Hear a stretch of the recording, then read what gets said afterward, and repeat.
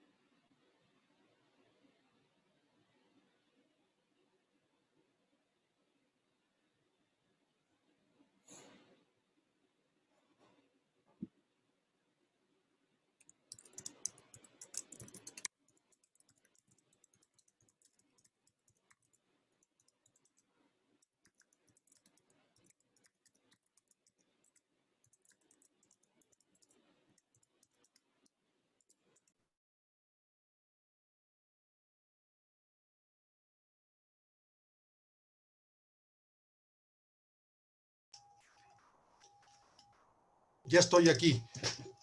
Ya estoy aquí. ¿Me escuchan? Excelente, Adalberto. Adelante, tienes la palabra. Ya estoy aquí. ¿Me escuchan? Sí, perfecto. Te escuchamos muy bien y tienes la palabra. Disculpen ustedes, es que mejor no les cuento. Bien, todo cayó al mismo momento. Muchas gracias primero por su presencia, a la ENES Mérida, al Instituto de Ecología, por invitarme a acompañar una mesa muy interesante de estimados colegas que presentaron su visión sobre cómo la ingeniería podía contribuir a aportar soluciones en este complejo tema que representa el futuro de la península de Yucatán. Sin más, permítanme iniciar mi presentación. Esta mesa estuvo integrada por los doctores Rodolfo Silva, Iván Moreno, Demián Hinojosa, Óscar Monroy, Ismael Mariño y Alec Torres, a quien les agradezco sus contribuciones, sus ideas. Estas ideas fueron conjuntadas por su servidor, complementándolas también con experiencias y opiniones propias. La península de Yucatán, sin considerar los recursos petroleros que se encuentran en su lado poniente, que esa derrama económica y el impacto realmente de esa industria tan importante para el desarrollo nacional se vio más o se ve más en Tabasco y Veracruz, y para nada en la costa norte, o muy poco en la costa norte y oriente de Yucatán. Vamos a ver que hemos visto que es un ecosistema frágil y aún en buena medida preservado, afortunadamente, debido a aspectos también relacionados con esta naturaleza. Tiene un fuerte desarrollo turístico, se habla del 9% del PIB, por ejemplo, cifras que se manejaron durante las presentaciones. Tiene una riqueza sociocultural natural única en el país. Realmente podemos todos estar de acuerdo que la península de Yucatán representa una joya en nuestra geografía. Relativamente poca productividad primaria debido a la característica de sus suelos, que en mi opinión pues, justifica o explica por qué esa zona tan vasta de nuestra geografía estuvo durante mucho tiempo rezagada, olvidada, algún término que ustedes escojan como correcto. Los centros turísticos que se han desarrollado en los últimos 50 años, ¿verdad?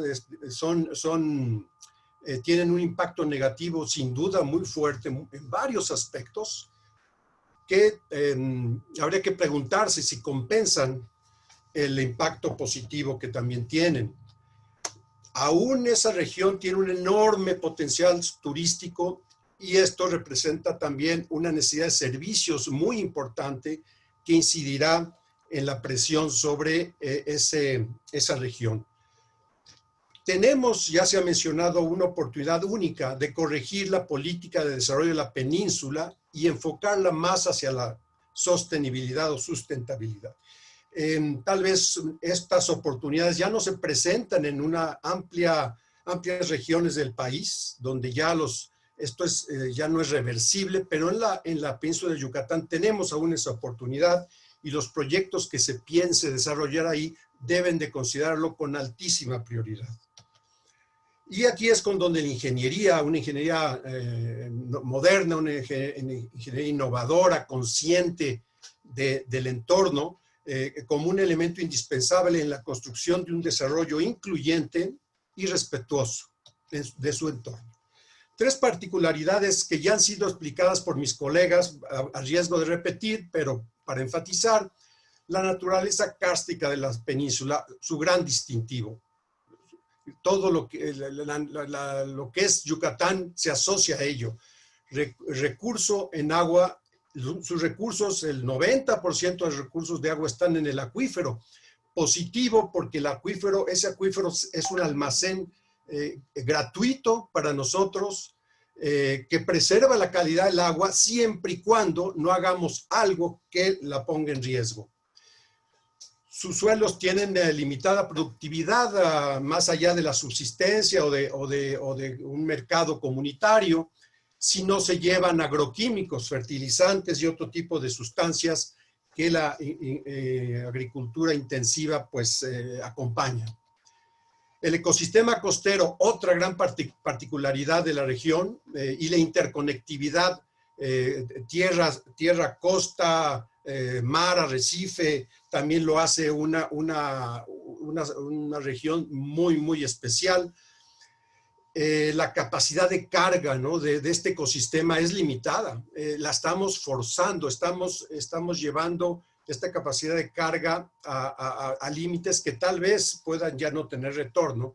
Y en particular, si asociamos este concepto a la capacidad de carga turística de las masas de turismo que llegan y podrían llegar, conducirse, fomentarse su transporte hacia las zonas que se abrirían por el Tren Maya, hay que tener mucho cuidado. Ya Arnoldo lo dijo anteriormente, hay que cuestionarse si el turismo masivo es lo que queremos. Queremos llevar miles de turistas a Bacalar, queremos llevar miles de turistas a Calakmul. Quien ha tenido la fortuna de visitar estos dos lugares, la respuesta es obvia: no. Bacalar colapsará ante una llegada masiva de turistas que vendrán y ni siquiera pernoctarán, continuarán y dejarán su impacto. ¿Y qué decir de Calakmul? Además, otra gran particularidad, su historia y legado sociocultural también es único en México. Pocas regiones tienen esa historia y esa cultura como la península de Yucatán. O sea, por eso no reitero el calificativo que comento, es una joya para México, la península. Algunos problemas ambientales que enfrentan, pues, actividades agroindustriales, ya se habló de las actividades pecuarias, avícolas, la agricultura intensiva, son un gran riesgo para la calidad del acuífero. Los asentamientos humanos densificados, Mérida y otras poblaciones, y la tradicional solución que desde hace muchos años, cuando la población no estaba tan densa, tan densificada, podría haber sido una solución, ahora no lo es, que es la fosa séptica, compromete seriamente la calidad de ese acuífero sobre el cual están asentados los centros urbanos. El abastecimiento de agua a los centros turísticos masivos, su gran demanda de agua, lleva el riesgo de la intrusión salina, el inadecuado manejo de las aguas residuales y de los residuos sólidos que se generan por las actividades humanas de los centros turísticos en específico, impactan al ecosistema marino, costero y arrecifal. Hay presiones enormes sobre el manglar, ya se ha visto, la avidez de los desarrolladores ven en el manglar algo que estorba, algo que hay que rellenar, porque si no, no puedo llevar a mis turistas a frente de playa. La erosión costera del norte de la península en particular también se ha mencionado, y poco se ha dicho de las arribazones de sargazo, que si bien es un producto contaminante, una especie contaminante, puesto que no existe de natural en esa región, que llega de la parte más oriental del Mar Caribe. Esta lámina la tomé prestada del doctor Alec Torres. Ya ha sido presentado algo semejante. Esto, entiendo, representa sobre todo la costa norte de la península, y se ve cómo, lo que yo quiero enfatizar aquí es que cómo las actividades humanas, ya sea en sus ciudades, en sus industrias, en sus desarrollos primarios, agrícolas, pecuarios, etcétera, van a impactar, porque tenemos un bypass, digamos así, una vía rápida de ese contaminante. Si no se cuida su infiltración, hay una vía rápida para que llegue al mar y con esto impacte esta interfase tan importante y todo lo que ahí está haciendo uno de los activos más importantes de la península, precisamente esa costa, por su importancia turística. Aquí no están los desarrollos masivos hoteleros. Podríamos poner ahí edificios de hoteles y cómo estos también están impactando fuertemente en todos sentidos.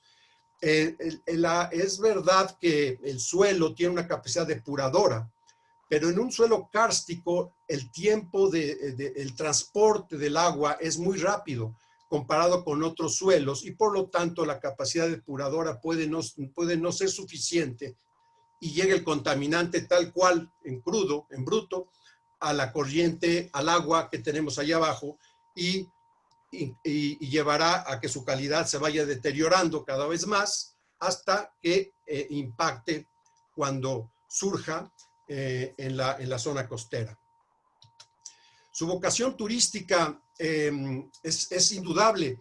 Tenemos en los últimos años se ha incrementado la población, ya se ha mencionado, tanto la fija y sobre todo la flotante, que puede triplicar, cuadruplicar fácilmente a la fija. Estos demandan insumos, alimentos, energía, que tienen que ser traídos de zonas a veces distantes, y si se quieren proveer alimentos cerca, se incorporan agricultura intensiva en suelos que no están totalmente preparados para ello. Además, servicios de transporte de todo tipo. Todos estos elementos demandan proveedores que ejercerán a su vez diversas presiones sobre el entorno para producir diversos bienes, servicios, etc. Cosa que hoy, por ejemplo, en los polos de desarrollo no existe. Ahí no hay nada de esto, pero habrá. Se provocan diversas presiones además sobre la población originaria. Ya la doctora Ceseña nos hizo hincapié de que los pobladores de esas regiones no necesariamente quieren este tipo de progreso, y tal vez nadie les ha preguntado cuál es el que desean. Creo que esto es un problema muy occidental, creer que nuestro bienestar es el bueno y es el que debemos llevar a aquellas personas. Y la ingeniería puede contribuir en este esquema complejo con aportar respuestas más sostenibles que reduzcan los impactos, en el entendido que el desarrollo idealmente sostenible pues es inevitable, y esto de alguna manera siempre habrá un impacto, hay que hacerlo mínimo.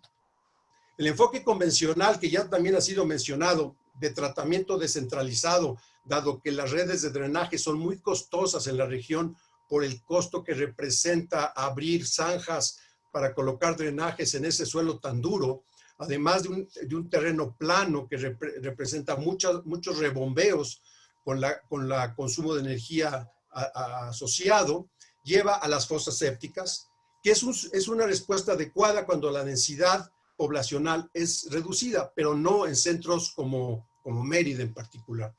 El tratamiento de aguas residuales en centros urbanos densos con sistemas centralizados es el enfoque convencional que funciona siempre y cuando se tenga la capacidad de un organismo operador en lo técnico, en lo financiero, en lo administrativo, que pueda mantener esa planta funcionando. No es el caso en México, como veremos, por lo general, como veremos en una lámina posterior. El tratamiento de aguas residuales pecuarias, industriales y las bueno, está repetido, debe también ser debidamente efectuado y fiscalizado, regulado. No existe eso realmente, y sin el debido control, no se tiene actualmente un debido control de las prácticas de riego y la aplicación de fertilizantes y agroquímicos en agricultura intensiva. Las plantas de tratamiento municipales, esto lo traigo para que veamos cómo en México no nos hemos dado la capacidad, no hemos sido capaces, vamos a decirlo así, como sociedad, de darnos un saneamiento adecuado a pesar de que se ha hecho inversión importante. Estos son datos del INEGI. Solo 34% de los municipios cuenta con plantas de tratamiento de aguas residuales. Y datos de una investigación que realizamos en el Instituto de Ingeniería muestra que de plantas medianas a pequeñas, que es la gran mayoría de plantas en el país, es decir, plantas menores a 100 litros por segundo en su caudal de diseño, solo funciona la mitad. Se visitaron 260 plantas de tratamiento en todo el país y este es el resultado, en 2014. Está equivocada la cita, es 2016, perdón. Solo la mitad funciona de esas pequeñas plantas. De ellas, de las que funcionan, la mitad, 50%, conforme a lo esperado. Es decir, esto representa la cuarta parte de infraestructura de tratamiento de plantas pequeñas y medianas, realmente funciona. El 75% o tiene problemas o simplemente están abandonadas. Cuando llevamos a plantas mayores, donde hay mayor capacidad de un organismo operador, el 82% de esas plantas grandes, mayores a 100 litros por segundo, se encuentran operando, pero solamente el 40% cumpliendo con la normativa o con la calidad de descarga para la cual fueron diseñadas. Es decir, el sector de saneamiento en México está muy mal, está abandonado, no hay una regulación, una inspección adecuada y no hay tampoco consecuencias para los municipios, de manera que no hay ningún incentivo para corregirlo. Si esta es la realidad, ¿qué va a pasar en los polos de desarrollo? ¿Qué se va a hacer de diferente para que esto no suceda? Porque va a suceder.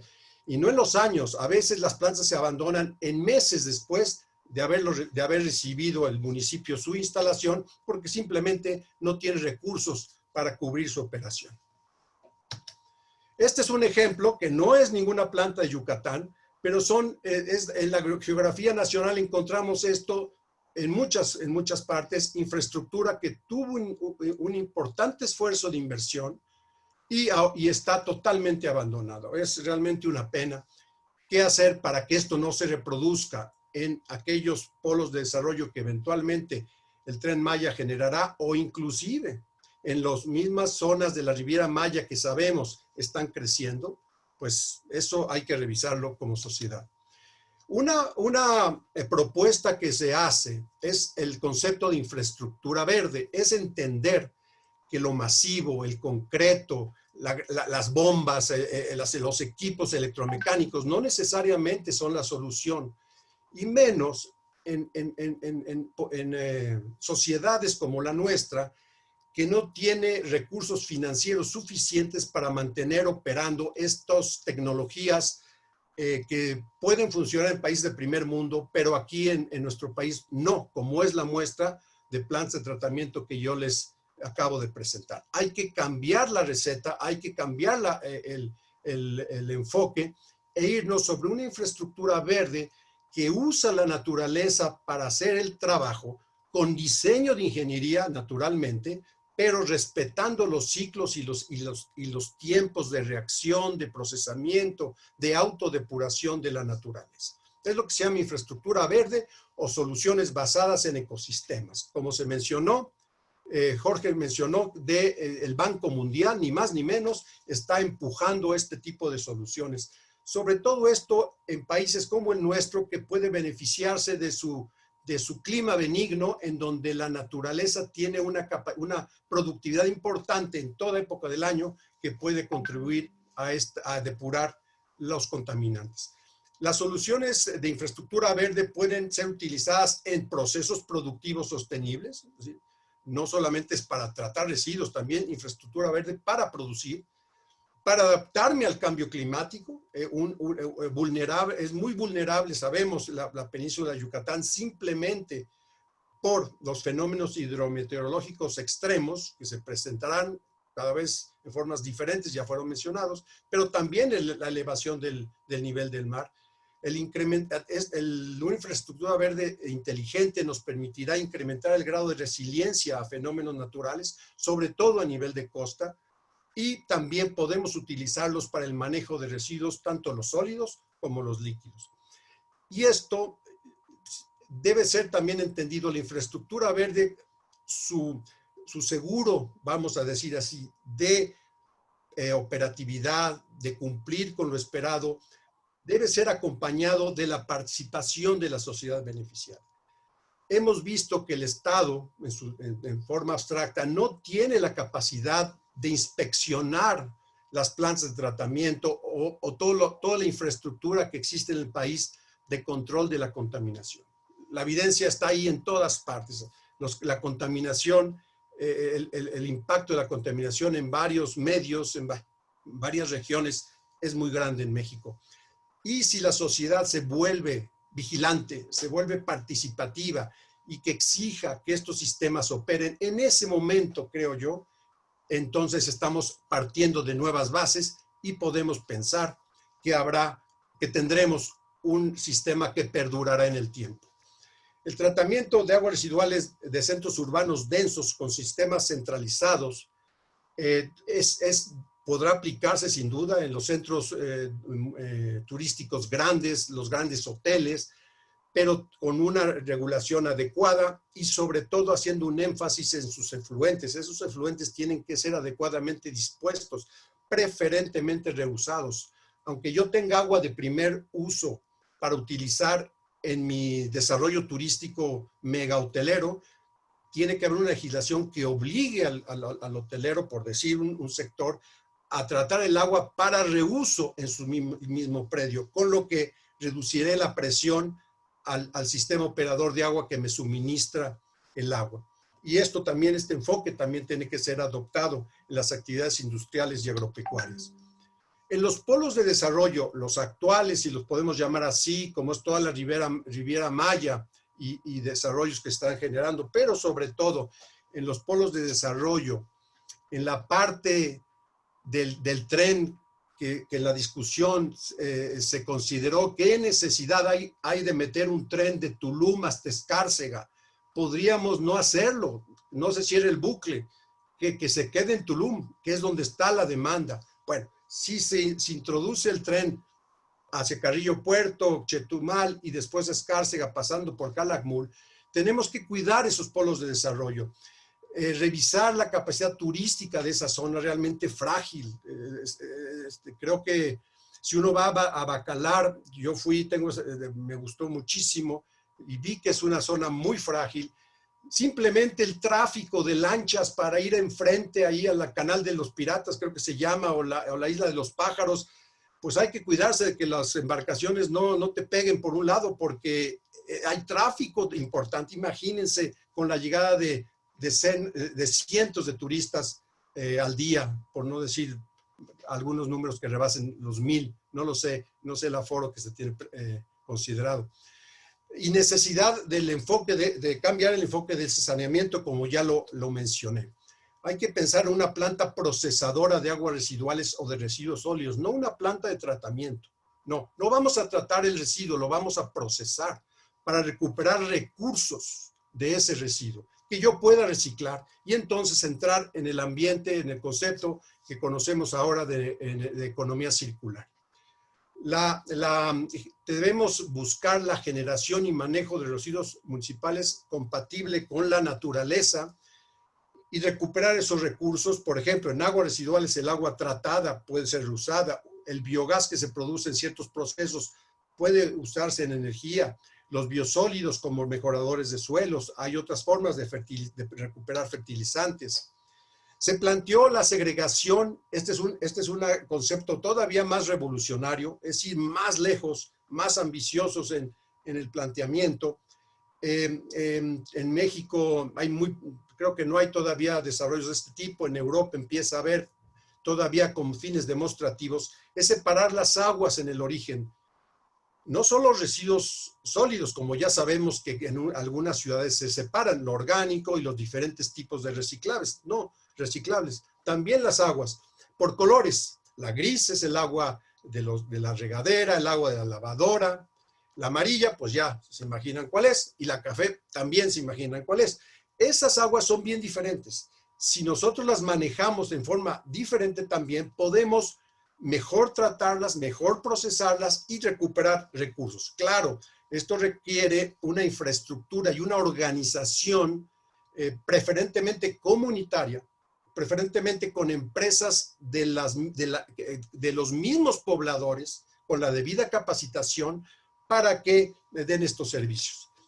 Y obviamente necesitamos una regulación ambiental mucho más fuerte, porque en México ahí es un punto muy débil que tenemos como sociedad, y donde ya lo mencioné, que la sociedad se involucre, la sociedad sea vigilante de que estos procesos funcionen.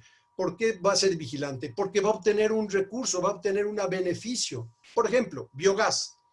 El biogás puedo no generar energía eléctrica. El biogás lo puedo limpiar en un esquema relativamente sencillo que representa cierta inversión y meterlo a tuberías para llevarlo como equivalente a gas natural a las casas, al menos a una zona circundante de la planta procesadora. Ahí hay un beneficio directo a la comunidad, que pague por él, pero estará recuperando un recurso. Esto se hace en algunas partes. Y entonces los primeros que van a exigir que ese sistema esté operando son los usuarios de ese gas, por decir un ejemplo. Algunas recomendaciones para terminar.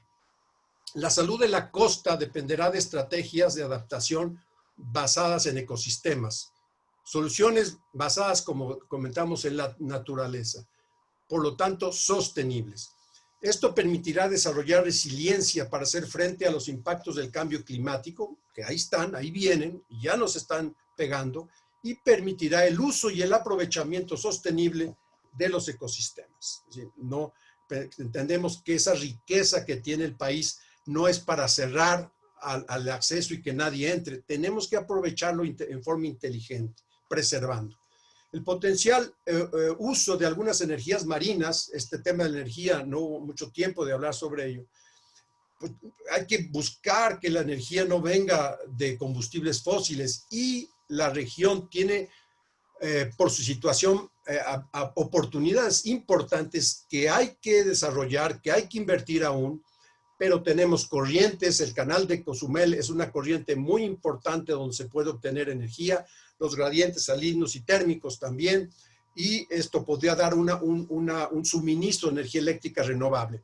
Si a esto lo asociamos con el manejo orgánico de los residuos para producir biogás, entonces vamos sumando energías renovables, limpias, con una huella de carbono muy reducida, y con esto avanzar en la sostenibilidad de la industria turística y las actividades anexas. Y además, estas pequeñas plantas serían de una producción limitada en términos de kilowatt hora, podrían también incorporarse más adecuadamente al tejido social para hacer partícipes a las personas que ahí habitan, y no nada más el gran holding, la gran empresa, ya sea nacional o extranjera, que llega a implantar una solución. El tamaño de estas soluciones es más adecuado a una actividad económica local. El cambio de enfoque en el manejo de los residuos, sean agua y sólidos, en centros urbanos, las plantas procesadoras, esas que recuperan recursos de residuos. Las actividades agropecuarias intensivas y la industria deberían de tener como punto elemental de autorización para emprendimientos la sostenibilidad medida con algunos criterios, algunos indicadores que permitieran realmente dar la licencia ambiental de su funcionamiento. Más riguroso que en otras partes de la República porque este ecosistema es más frágil. Y una normativa federal y estatal clara y rigurosa, con vigilancia ciudadana. Repito y termino. Si nosotros, en este caso particular, no hacemos nada